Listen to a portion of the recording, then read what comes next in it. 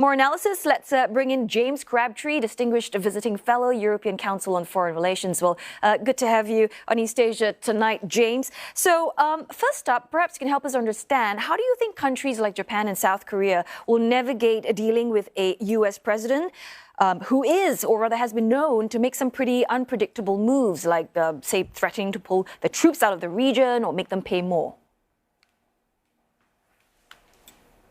I think it's become a truism of President Trump and candidate Trump that you should take him seriously, but not literally. Not everything that he says is to be taken as a plan for government. Often it's a negotiating tactic, or he's riffing on an old theme. So I don't think he does literally mean that Taiwan will have to pay for U.S. defense. I think it is possible that he will, as he did in his last term, pressure South Korea to pay more for U.S. troops stationed in South Korea. But I think you have to take these interview remarks that he gave today, and he's given at other times in the campaign, with a little bit of a pinch of salt as an indication of what he'll actually do if, as looks likely, he's elected in November. Well, I'm glad you've pointed that out, James, that we should, take these remarks seriously, but not quite literally. But let's just imagine for a minute that it is true that, because Trump did say that Taiwan, for instance, should pay the U.S. for its defense because it doesn't give the country anything. So let's say if that is true, and that becomes true, how do you think Taiwan's export-reliant economy would cope? Well, as I say, I don't think that is likely to happen. So it's not a terribly helpful hypothetical. In the end, the United States has a core national security interest in seeking to defend Taiwan. And it is true that Donald Trump likes to complain that U.S. allies are taking the U.S. for a ride and they need to pay more money. But ultimately, the U.S. will do what it perceives to be in its own self-interest. And you could see over the course of the first Trump presidency that Trump became more and more concerned about China. And his policy platforms now have a lot of things that will be very unpleasant for China. So I think it's more likely that under Trump, the U.S. will seek to defend Taiwan and help Taiwan to defend itself, because that is what the U.S. perceives to be in its own interest. And, well, based on some of his, campaign rally speech, Trump has said that he's going to make countering China his biggest foreign policy priority. So given China's growing military presence in the Asia-Pacific region, what do you think are some of the potential consequences we could be looking at? Well, so in Europe, this is a major problem, because it means that I think it is likely that the U.S. will seek to reduce its commitments in the Ukraine war and taper down its commitments to NATO. And therefore, I think if you're sitting in Europe, that's damaging. In this part of the world, the major problem with Trump is that he's unpredictable and erratic. The Biden administration has moved forward with attempts to prioritize the Indo-Pacific and rebuild and strengthen partnerships with allies like Japan and the Republic of Korea and Australia. I think Trump will broadly do the same, but he has a few rough edges. If you're an ally like the Republic of Korea, he wants you to pay more for troops. If you're a country like Vietnam, with whom the U.S. seeks to have a better relationship, he's worried that you've got a trade surplus. So he's he's a more complicated figure to deal with than Biden has been. There'll be less coddling and hugging of allies under a Trump administration. Speaking of some of the trade policies, Japan was hit pretty hard by Trump's trade wars during his first term, even though they weren't exactly the main target. China was. So what do you think are some of Japan's biggest concerns if Trump gets reelected? Are we talking about more collateral damage from his trade policies?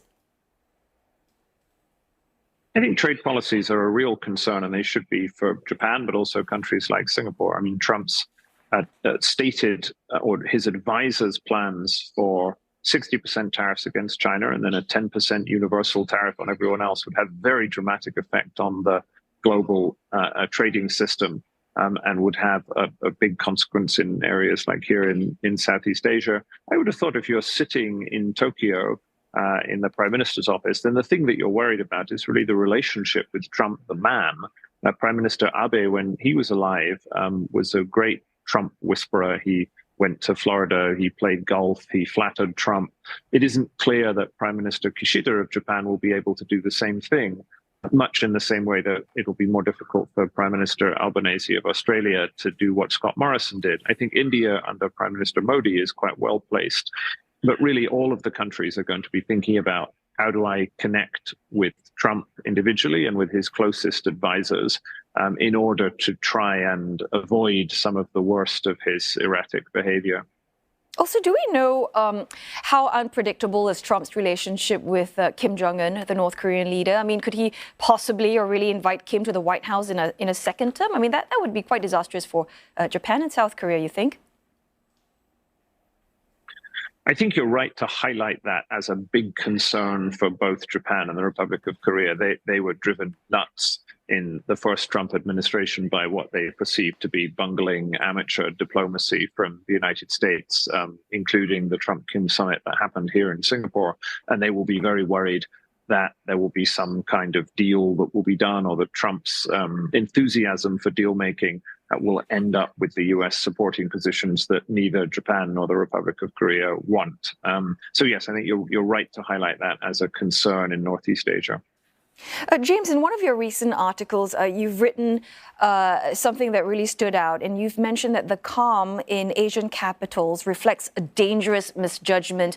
Can you just perhaps elaborate a bit more about what sort of specific concerns or threats do you think are being overlooked or underestimated?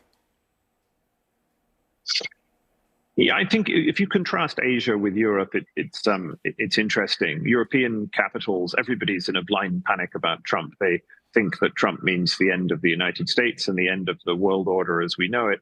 In Asia, actually, everybody's very calm, and that's in part because particularly amongst the US partners in this part of the world, Japan, India, Australia, Taiwan, they didn't mind Trump that much last time around. I mean, he was more anti-Chinese than his predecessors, and that suited them just fine because they're very worried about China.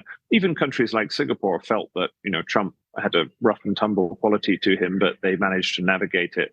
And therefore, I think the experience of the last time around is leading people to think that, well, it was okay last time, so it'll be okay this time. I think the risk is to underestimate how radical and disruptive a second Trump presidency could be, both in terms of the domestic politics in the US, which are clearly going to be extremely bloody, even if he wins in a kind of fair fight, but also internationally, and that is on trade policy, as we've discussed, but also geopolitics. And that is in a situation in which the leaders of Asia, people like Prime Minister Kishida, Prime Minister Albanese, may be less well able to build the relationships that sustained their predecessors. So I think perhaps while the Europeans are panicking too much about Trump, in Asian capitals, leaders may be a little showing too little concern for the effects that he might have.